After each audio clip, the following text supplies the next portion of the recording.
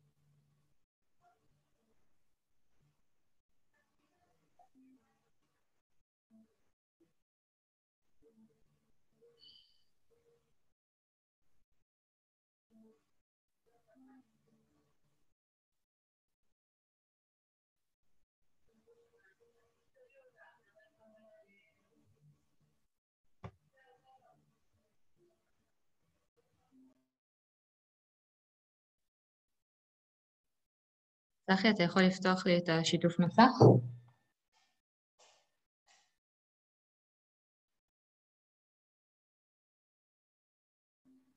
את ההוסט, את יכולה לשתף את המסך. לא. This will stop other screen sharing. כן, אוקיי, בסדר. בסדר, הצלחתי.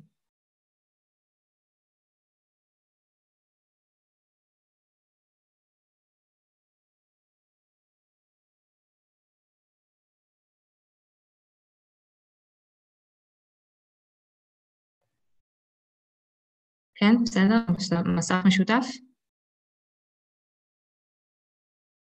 כן, מסך משותף, ואנחנו נתחיל. יאללה, מצוין. So, good evening to everyone.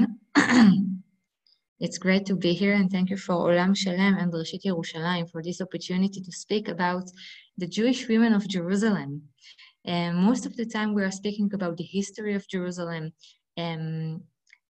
very famous males that did some things during the history, like King David who built Jerusalem, King Solomon who built the second temple, but there are no many opportunities to speak about the women of Jerusalem that actually lived here during this whole 3,000 years. But we never can hear about them. And that's why, because if we think about how we create history, so we can see that most of the time there are men who doing the history and also written the history. If it's the Bible, that half of it written by the prophets, who were most of them men. And after the Second Temple time, the people who wrote history were also men. Most of them were religious people, like not prophets, but Kohanim and Leviim, people that were in charge. They have some opportunities to write the history. After this, all the people that were able to read and write were also men. So they wrote the history according to what they felt about it. And never, most of the time, never give a second look about how women feel and what women did in those times. And we have to say that during the history, women didn't have a lot of opportunities to do stuff because they have very specific jobs in their families, in their homes, but never outside. Most of the times, we will see a few examples that women did do some things even in Jerusalem. So tonight we have some opportunity to see this kind of look in the history of Jerusalem. My name is Reut Odem, and I'm a tour guide and a PhD candidate in Bar-Ilan University. And my research is about Tomb of the King in Jerusalem, which also connects to a Jewish lady who lived and died in Jerusalem. Her name was Queen Helen, Heleni Hamalka, and we will speak about her in a few minutes. So let's start. You have to forgive me, but most of the slides are in Hebrew, but we have lots of pictures. And also, I believe that when we read the Bible, we must do it in Hebrew. So the first time that we found a mention of women's and Jerusalem is in Shir HaShirim scroll, where written, I promise you, I made you promise, daughter of Jerusalem, if you will wake up the love until it begin. So daughter of Jerusalem is a very common verb written by King Solomon. After this, we can find also in Isaiah, the prophet, Hanavi Yeshayahu, which written about Jerusalem itself, but he wrote about her like a woman. ונותרה בת ציון כסוכה בחרם, כמלונה במקשה, כעיר נצורה. And the daughter of Jerusalem, daughter of Zion, were left in the field like a shelter in the field, like something that no one wanted. So when Isaiah wanted to speak about Jerusalem, the destroying city, Jerusalem, he also do it and wrote about her like a woman. The first place in Jerusalem that we can find connection between women's and the history of Jerusalem is in a place called Ketef Hinnom, which is today where the Begin Center, just nearby Mishkenot Sha'ananim, and the first station. And this is where there were the first exhibition, the archaeological exhibition, after the 6-day war. The archaeologic that were digging there is Gabi Barkai. And after he dig, he found a cave, 9 caves that were using for burying people. You can see a picture of one of those caves. In this cave, he found something very special. He found, not he by himself, but after the 6-day war, it was very exciting for everyone, the possibility to find and dig Jerusalem. So what they were doing is collecting students and soldiers and kids also, and were bring them to the exhibition to help the archaeological people to dig and find things. And one of those kids were in the 6th grade, and he found something very special. He found a clothes box, and in the box he found many jewelries. When Gabi Barkai saw these jewelries, the first thing that he thought about it were Yeshayahu, the prophet Isaiah, that wrote about the jewelries of the daughter of Jerusalem, of the women in Jerusalem.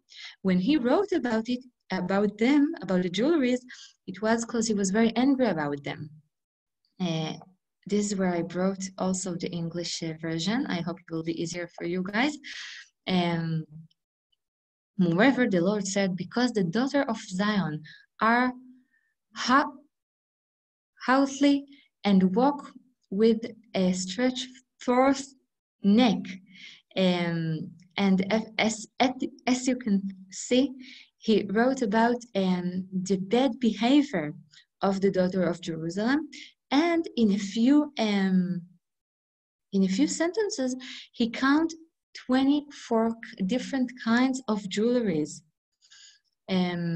necklaces and bracelets, and also many different kinds. Today, if we will count the jewelries that we have, we won't have so many. We have earrings and necklaces and I don't know, depends what exactly do you have, but 24 different kinds, it's not something common. Not today, but in Jerusalem, in those days, the first temple, it was very common. And Yeshayahu said to the daughter of Jerusalem, don't do that, don't behave this way. You are the daughter of Jerusalem, you should do better than this. And in this box that Gabi Barkai found, he found those jewelries of the daughter of Jerusalem, the women of Jerusalem. And you can see here the jewelries that he founded. You can see all different kinds. Some of them we can guess the exact use, but not all of them. Those jewelries are today at the Israeli Museum, the Museum Israel in Jerusalem, and we can go and see them. And if you will go to the Begin Center, you can also get into these caves and see the exact place that where Gabi Barkai found those special materials. And this is actually the first place in Yerushalayim and that we have a specific connection between the Jewish women of Jerusalem and the archaeological things that we found. Also in those caves, Gabi Barkai found the first handwriting, the first Hebrew handwriting, the words that we can see here written in the ancient Hebrew version, and what we can read here is the text of Birkat Kohanim. יברכך השם וישמרך, יאר השם פניו אליך ויחונקה, יישא השם פניו אליך וישם לך שלום. It was kind of a jewelry that people used to wear, and it was very small. You can see in the left picture the exact how small it was. It's pure silver, and as you can see, and this is also something that we can find at the Israeli Museum. This text is the ancient Hebrew text, much more ancient even from the Judah Desert Scrolls that we all know. And this is even ancient because it's from the first temple, and the scrolls are from the second temple time. What we can see here is also is the jewelries of from Katafinom, and also we have a picture of a very nice eyebrow that founded in City of David exhibitions in 2008. In City of David, they call it the Queen Helen earring. We are not sure that Queen Helen actually were using it, but it's a very special jewel to find in exhibitions. Of course, they were all very exciting about it. And this earring, it's from the second temple time. So we have jewelries from the first temple time, an earring from the second temple time, and the floor that you can see is one of the houses of the priests, of the Kohanim that were living in the Jewish quarter. It is a very special kind of floor, because you can see this very nice stones that create like a flower, it's called. The specific name of this floor is Opus Sectilia. and where archaeological found those kind of floor, they can said for sure that it's a house that belonged to a very rich man. So if we connect all of those materials together, we can guess that there was some group in Jerusalem, some group of women in Jerusalem that were very rich. A few of them were also connecting to the prophets or to the priest, to the Kohanim. A few of them were just before שלושת השבועות, י"ז בתמוז, and just before תשעה באב, there are few storytelling in the Gemara that speaking about the Jewish ladies in Jerusalem just before the second temple were destroyed. But we will not talk about them tonight. A very famous lady that came here to Jerusalem during the second temple time were Queen Helen, that I mentioned just before we start. In the Gemara, they wrote about her that all what she were doing by what the Chachamim told her to do, what the wise people told her to do. But in this time, it mentioned to the religious group of people, and the reason that they decided to write about her in the Gemara is to prove that even a queen like Helen was very she was listening to this religious group. Yosef ben Matityahu, Josephus Flavius, wrote about her that when she came to Jerusalem, it was very good to the people of Jerusalem because they were all very hungry. It was a very hard time to the people in Jerusalem. And when Queen Helen came, the first thing that she'd done is to help and buy food to the people in Jerusalem. This was the first thing that she were doing here. And just before you will ask me, who is she, Queen Helen? I must say that she were a non-Jewish lady that were queen in Chadayeb, which is today in Syria. She heard about Judaism while she were buying some jewelry for herself. And after she were hearing about Judaism, she has decided to convert herself. After she converted, after she had some problems in her own kingdom to solve, she decided to make a journey to Jerusalem. She wanted to live in Jerusalem, not for the rest of her life, but to visit here, to visit the temple, and to be able to feel like a complete Jew, like a complete religious Jew.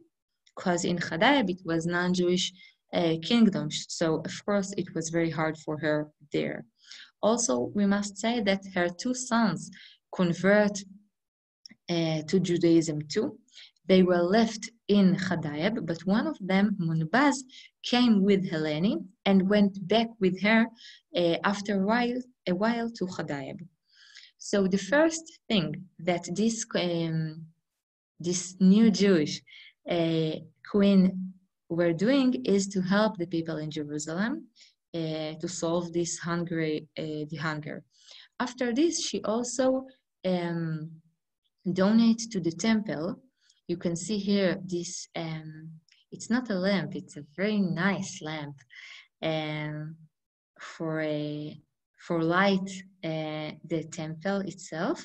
What you can see here is, of course, kind of imagination to how exactly this lamp look like. It was created by Machon HaMikdash, the temple in the shorter. This exactly institute is the one that creates the menorah that we were all know from the Jewish quarter. They have a wall exhibition of the temple tools that they create and made, and all these tools are kosher enough to use the temple while it will rebuild. So she donates to the people, and she donates also to the temple. And after a while, she decided to go back to Chadayeb. She went back, and after a while there, she were dying. And Munbaz, her son, took her body and sent it to bury in Jerusalem. Because while she were living here, she asked to build herself a tomb for her and for her sons. So what you can see in the picture in the left is the tomb that Helene created for herself. Of course, not by herself, but this is the tomb. It's called Tomb of the King. And you can see in the picture in the right, a big sarcophagus. In the middle of the picture, maybe one of you can see a Hebrew letters. It's written there, Sadan Malketa, Queen Sadan. Who is this Queen Sadan? We are not sure, but we are sure that this is a sarcophagus that were used to bury people. It was founded by Félicien de Soucy in 1863, and inside we believe that he founded Queen Helen a body. He took the sarcophagus with him to France, and today you can find it in an exhibitions in the Louvre Museum. And if you all asking why a Jewish sarcophagus is in the Louvre and not in Israel, it's a very good question. There are few good people who trying to change this situation today, but at the moment the sarcophagus is still in the Louvre, and we are not able to see it because we are all here. So we have this Queen Helen tomb, we have the sarcophagus, and we all know that she were very, very nice, kind women that came here. She was a queen, but she was a queen only in Chadayeb. When she came here, she didn't took any official job here in Jerusalem, but as we can see, she donated a lot. She didn't came here just to observe, she came here to participate and be part of the Jerusalem community, and she did it very wisely. After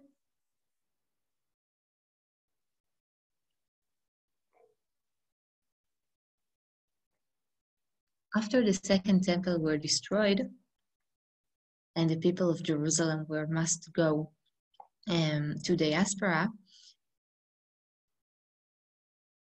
there was a question how to talk about this the destroying of the temple. And we can see here two coins. It's one coin actually, two different sides of the coin, but we will see in a minute another coin.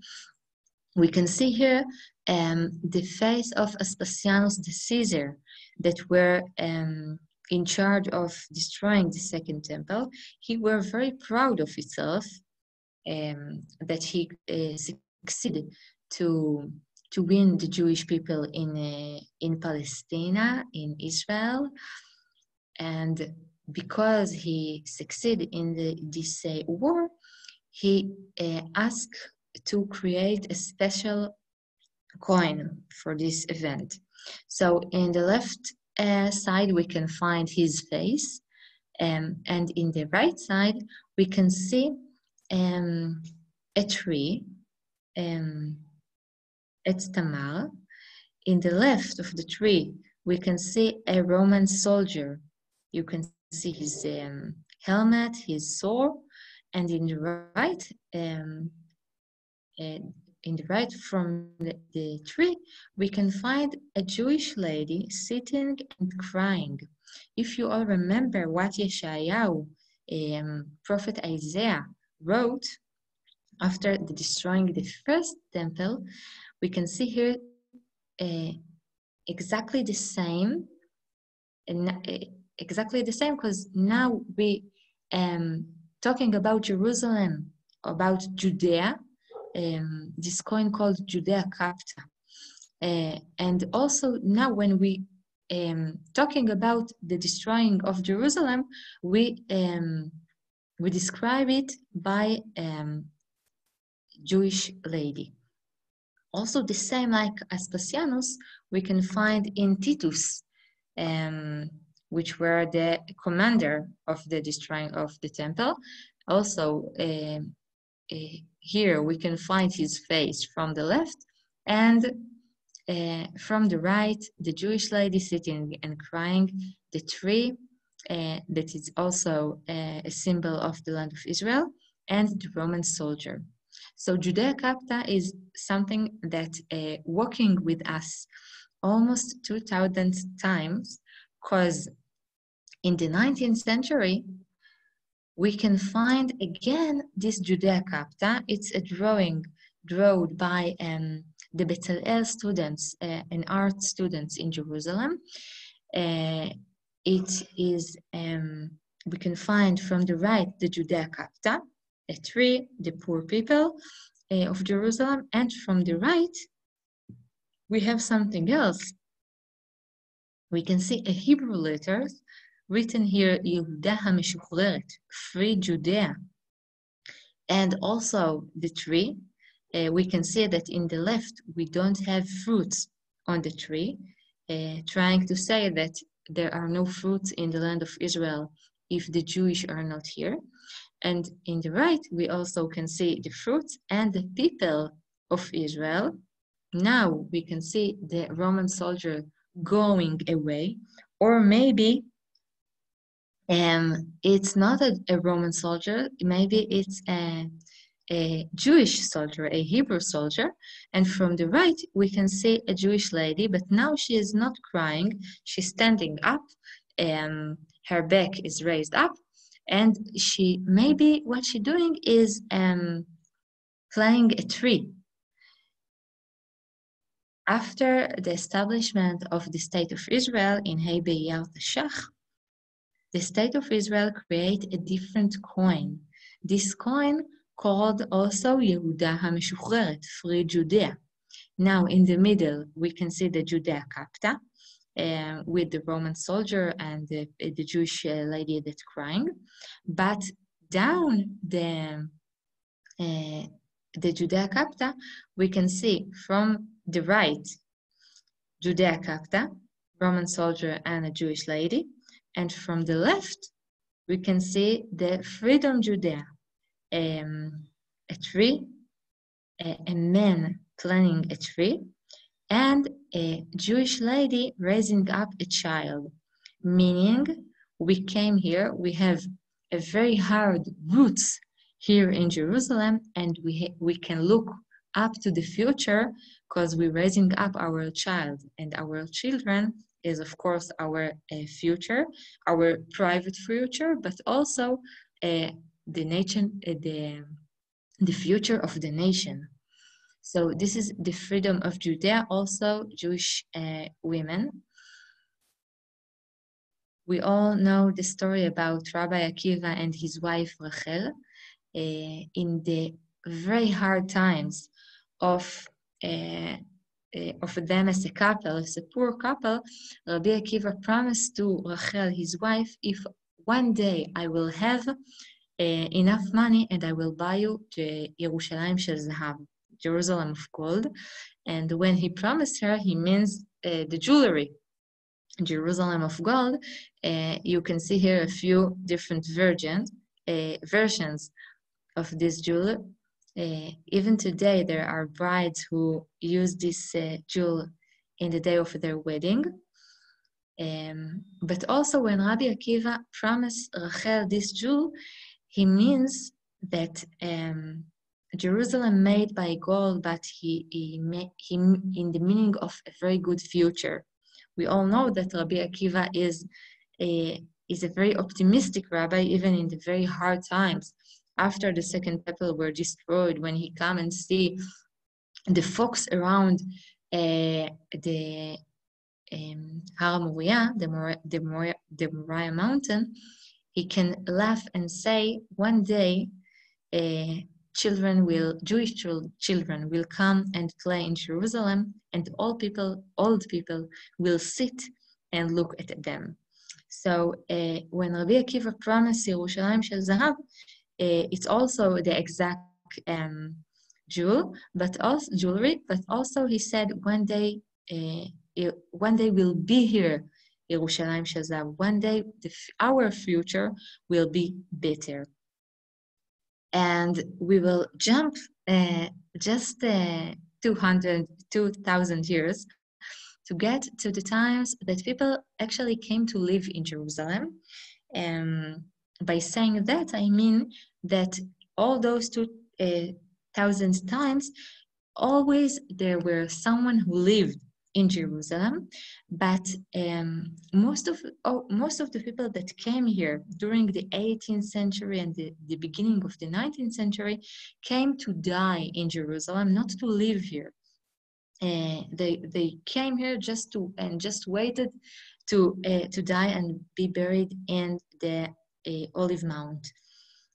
But because not all of them die in the exact moment that they came here, they had to live a little bit, and it creates people of it started to create the Jerusalem community that were built from many different people that came here in the 19th century, because it were many inventions that made the possibility to come to the land of Israel. So they came. Part of them wait to die, but part of them decided to live in Jerusalem, and it was very new thing. One of those ladies were Krisha. You can find her face. You can look at her. It's the old lady in the picture, just in the left of the handsome man in the front. Krisha came to Jerusalem with her husband, Tudrus. They lived in the Jewish quarter in the Yehudim street, and she asked herself, what can I do to help my family? What can I do to feed my children? And she decided to make bread to the Christian Russian people that came to the Christian churches in the Christian quarter. So she made them this Russian bread, and the tourists, the Christian tourists came to her home and buy this bread. Of course, she didn't have a bakery in her home. She must use one of the public oven that were in the Jewish quarter. There were something like 7 ovens that were public to everyone, because none of the Jewish people in Jerusalem had enough money to own his own oven. So she used to help to use these ovens and sell her bread. But after it was very successful business, her Jewish neighbors start to look at her and said, okay, so if she doing all these hard jobs for the Christian tourists, maybe she can make a bread for ourselves. And this was a very new thing, because until those days, every woman had to wake up very early, like 5 before the sun came up, and make her own bread to her own family. Most of the time, it wasn't bread; it was a pita bread, because challah were made only for Shabbat. So the neighbors, the ladies, start asking her to make a bread also for them. And from a bakery to the Christian tourist, it became to be a bakery for the whole neighborhood. After 1860, after the establishment of Mishkanot Sha'ananim and Nachalat Shiv'ah and Machaneh Israel, the Jewish neighbors outside the old city, Krisha had started to provide bread also to those people who lived far, far away outside the walls. And she had a problem after they established Mea She'arim neighborhood. Because Mea She'arim were counted as a very, very far away neighborhood. So she called to her son, this is the handsome guy in the front, and she told him, please, Binyamin, go sail to Russia, bring agala, my first stroller, wagon, bring a wagon and come back. So if his mom asked him, he's doing. He went from Jerusalem to Jaffa, and from Jaffa he sailed to Italy, to Trieste. And in Trieste, when he came down, he saw a group of soldiers, Navy soldiers, that just break apart. So he asked for one of them to buy his wagon. After he sold him the wagon, he went back from Italy to Jaffa and from Jaffa to Jerusalem. And after 6 months, maybe, he came back. And this wagon starts to drive the Krisha's bread all around Jerusalem, Mishkanot Sha'ananim, and Machaneh Israel and Nachalat Shiv'ah, and every place got, every neighbor got the opportunity to buy Krisha bread. After a while, also Krisha took her bakery and went outside the walls. So she was one of the first businessmen or businesswomen that chose to come outside the walls. And in this specific time, she had to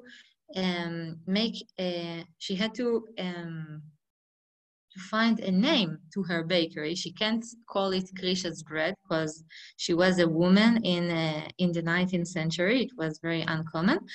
But she decided to call the bread after her family name. And her family name is Berman.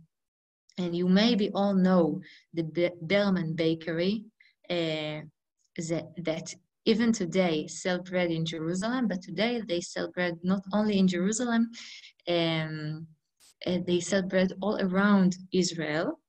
And Berman bread is very, very known bread. They, of course, not selling only bread. They have many kinds of cakes and anything with dough. But Krisha has established the first bakery, the first big bakery in Jerusalem and in Israel and in all Israel.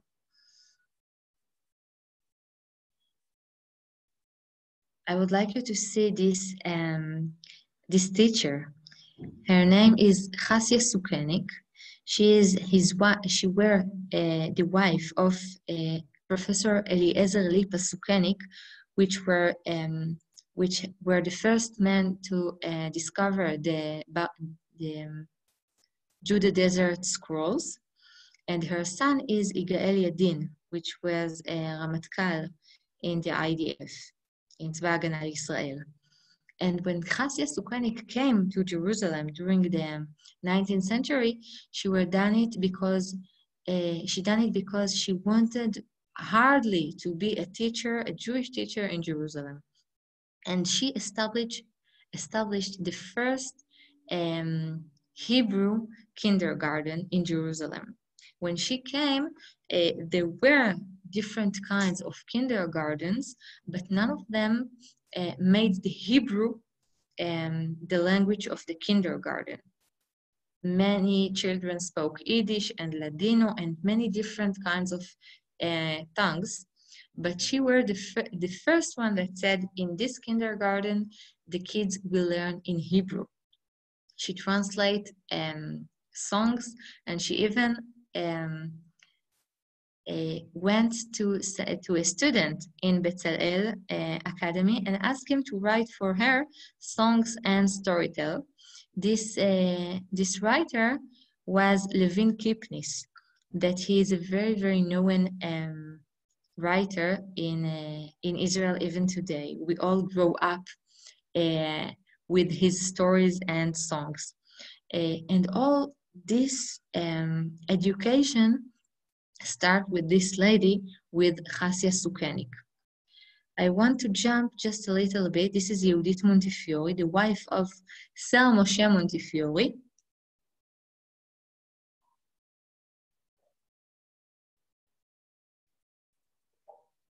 And not many of the people know that everything that Moshe Montefiore were doing, he done because of her. She were the first to tell him, let's come and visit in Jerusalem. I want to see this holy city. He didn't think about it himself, and after she asked him for a few times, he agreed to come. After this first visit, he wrote in his diary, today, now, after I visit in Jerusalem, I was very touched, and I know today that I want to help the people in Jerusalem and in Israel. And after this, it's history, because we all know that Moshe Montefiore were building Mishkenot Shananim and all many other neighborhoods outside the walls. Yehudit Montefiore herself were very were full of ideas how to help the people in Jerusalem and in Israel. She were trying to build a hospital in Jerusalem. Today, this hospital called Misgav Ladach, and it's a very known hospital in Jerusalem. Also, she was involved in the first try to make a school in the old city, not only a Jewish school like Talmud Torah, that the children were learning only religious books, and also, but a different kind of school that they can learn different things, and also a school for girls. But it was the first trying to do it in Jerusalem. So Yehudit Montefiore were very involved in all of Moshe Montefiore ideas to help the people in Jerusalem. After the first visit, they were visiting to 5 times together in Jerusalem, and after she passed away, he came to for 2 other visits. In the right picture, you can see Moshe Montefiore looking at her dead wife picture and holding the received of Mishkenot Shananim land that he bought by himself. So this is Yehudit Montefiore. And just before we will end, I want to speak about an English lady called Esther Zeingold, or Esther Kleingold. I met people that say it in this way or in this way. She were an English lady. She lived in London, and where she were 21st, she decided to go to the land of Israel. But it was 1948. You were not allowed to come here just to visit or to live. She had to get a permission from the British soldiers that were here, from the British government, that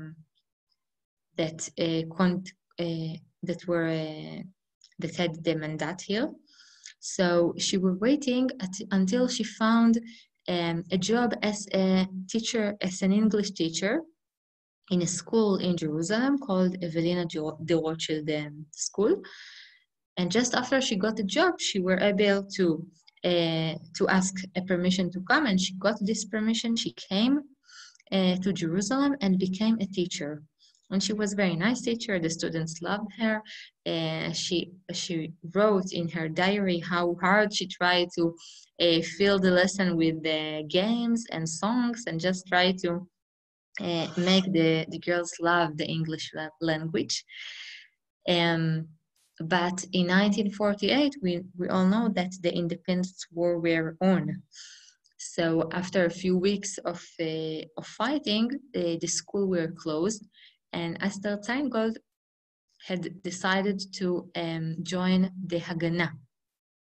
So she became to be a soldier in Haganah, but also we must say that she was religious. So she tried to be religious and a soldier as well, and she succeeded. It was not hard, it was not easy for her, but she did it very successfully. During the war, she decided that she doesn't want to fight in the new city, Jerusalem. She wants to go to the old city. And she try again to get permission from the British government to get to the old city. After 6 or 7 times that she tried, she got the permission to get inside.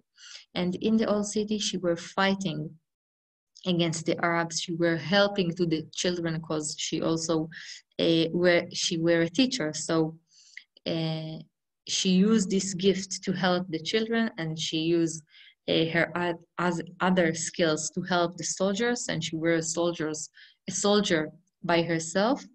At the end, of course, she were hidden by in the battle. She got a very severe injury and died. In a letter that she left, that founded after she passed away, she wrote to her family, "Please don't be sad as more as you have to, and I ask you to come and live in the land of Israel to complete what I started, and please be happy, because I lived happy. I was very happy to live here in Jerusalem, and I have no regrets." Of course, her family got the letter and came and lived here in Jerusalem. She had very many nieces and nephews that live today in Jerusalem. This is another lady, will be our last lady for today. Her name is Pauline Rose. She also lived in Mount Zion during the Six-Day War. Before the war started, her home was like Avraham and Sarah tent. She were hosting all the people of Jerusalem. She liked the soldiers. She liked the people from the ministry. She liked everyone, and everyone came to her and her husband home.